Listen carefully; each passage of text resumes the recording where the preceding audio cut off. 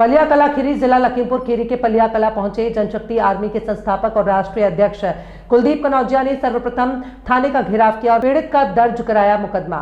आपको बताते चलें कि पलिया कला खीरी में विगत दिनों पहले अमन गुप्ता तेहरा टेंट हाउस पर काम करने वाले रोहित दिवाकर की टेंट लगाते समय 33 kV की हाई टेंशन लाइन के करंट लगने से रोहित के दोनों हाथ झुलस गए और वो भी झुलस गया। उसके उपचार के लिए उसे लखनऊ भेजा गया। उपचार के दौरान उसके दोनों हाथ काट दिए गए और पैर की उंगलियां भी काट दी गई। इसके बाद पीड़ित की पत्नी ने पलिया कोतवाली में मुकदमा दर्ज करने के लिए प्रार्थना पत्र दिया, लेकिन उस पर विधिक कार्यवाही न होने के कारण उसने जनशक्ति आर्मी के राष्ट्रीय अध्यक्ष हाईकोर्ट के अधिवक्ता कुलदीप दिवाकर से वार्ता की।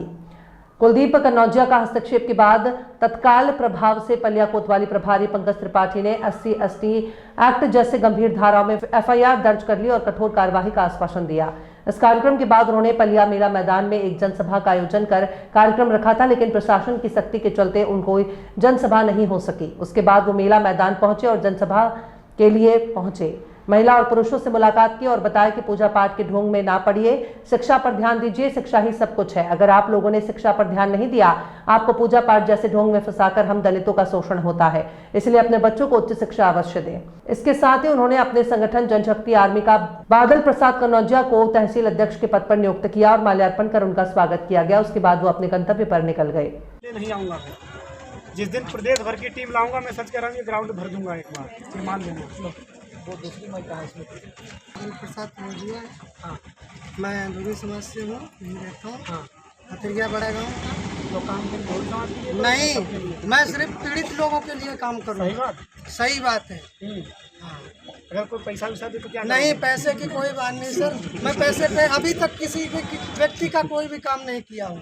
अच्छा फिर ठीक। हाँ, क्रांतिकारी जय भीम, जय भारत, जय संविधान। मैं जनशक्ति आर्मी से राष्ट्रीय अध्यक्ष कुलदीप कुमार कनौजिया आज पलिया के लोगों से मिला और एक मामले में आया और जनशक्ति आर्मी के द्वारा ही नहीं बल्कि यहाँ के सभी व्यक्तियों के ताकत से प्रशासन को सरेंडर होना पड़ा और हमारी उचित कार्रवाई हुई। तो सारे लोग कार्रवाई से खुश हो। उसी के तहत मैं पलिया में जनशक्ति आर्मी के एक परिवार के सदस्य को आगे बढ़ाना चाहता हूँ, जिनका नाम बादल प्रसाद कनौजिया है, और मैं इनको जनशक्ति आर्मी का तहसील अध्यक्ष नियुक्त करता हूं।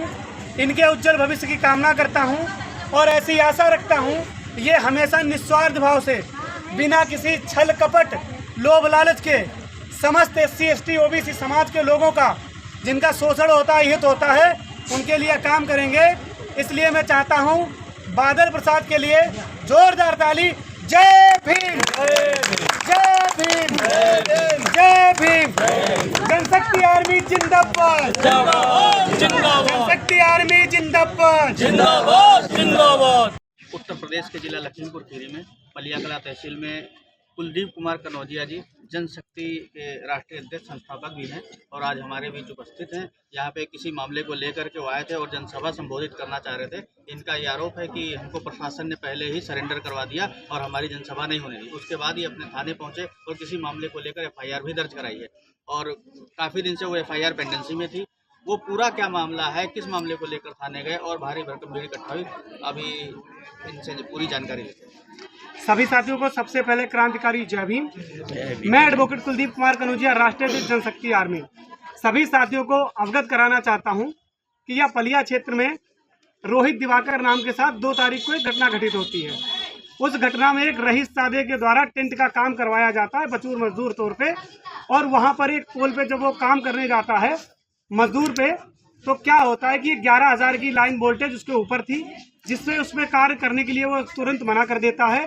परंतु रईसजादे की तरफ से उस वक्त दबाव बनाया जाता है कि आप कार्य करिए, अगर आपको किसी भी प्रकार से कोई दिक्कत का सामना करना पड़ता है तो उसकी समस्त जिम्मेदारी हमारी होगी। बतौर मजदूर रोजी रोटी और पेट का सवाल होने के नाते वो उस पर जैसा ही कार्य करने के लिए चढ़ता है, उसको 11,000 वोल्टेज का शॉर्टकट करंट लगता है और वह बुरी तरीक़ा से झुलस कर नीचे गिर पड़ता है।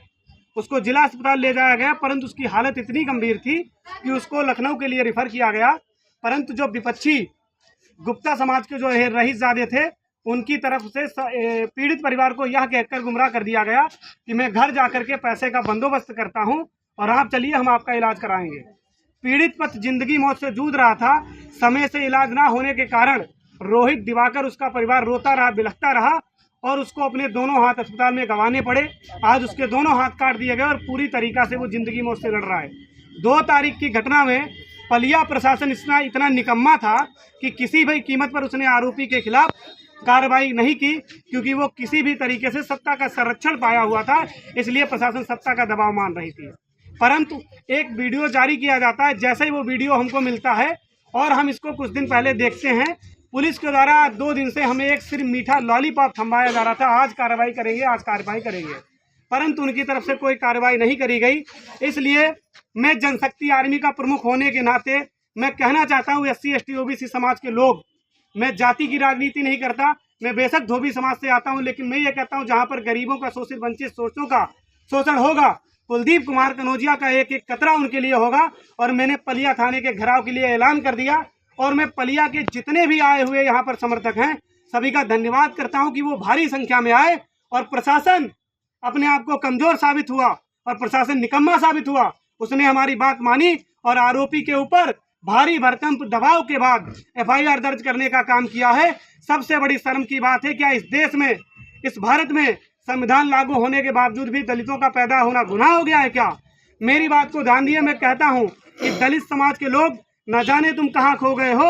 मुझे लगता है कि जब ऐसे निकम्मा प्रशासनिक अधिकारी होंगे तो तुम, हमें लग रहा है, निकम्मा हो गए हो। इसलिए जागो, उठो, अपनी लड़ाई लड़ो और शिक्षा की ओर जाओ। जनशक्ति आर्मी दलित समाज के साथ, शोषित वंचित पीड़ित के साथ थी और पूरे प्रदेश भर की टीम है। जय भीम, जय भारत, जय संविधान। तरीके से कि कोई सभा का, मंचन का कोई कार्यक्रम ही नहीं है क्या? हमारी जनसभा का मेन उद्देश्य नहीं था। मेन उद्देश्य हमारा था थाने के खिलाफ धरना प्रदर्शन करना, और वो भी कई दिवसीय धरना प्रदर्शन करना। परंतु लोग इतने बड़ी संख्या में पहले एकत्रित हुए कि प्रशासन को पहले अपने आप को सरेंडर कर देना पड़ा।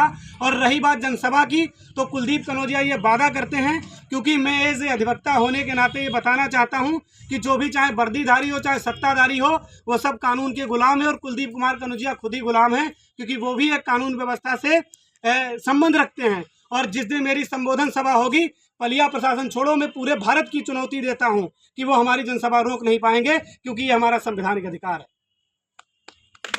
जय भीम, जय भारत।